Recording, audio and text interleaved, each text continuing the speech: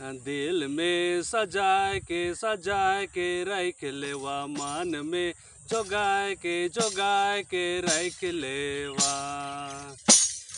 दिल में सजाए के रख लेवा, मान में जोगाए के रख लेवा। दिल में सजाए के रख लेवा, मान में जोगाए के रख लेवा।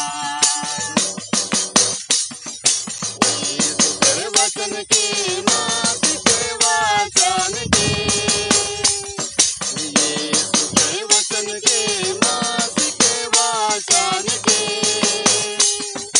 दिल में सजाए के रख लेवा, मान में जोगाए के रख लेवा।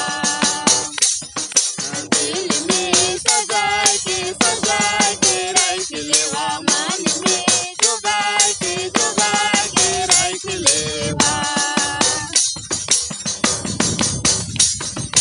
यीशु कर जीवित वचन मात कर जीवित वचन के,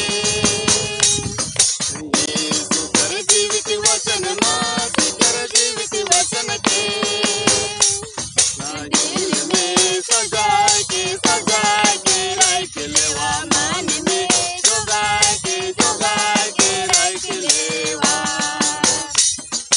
दिल में सजाए के रख लेवा, मान में जोगाए के रख लेवा। यीशु कर सामर्थ वचन मात कर सामर्थ वचन के, यीशु कर सामर्थ वचन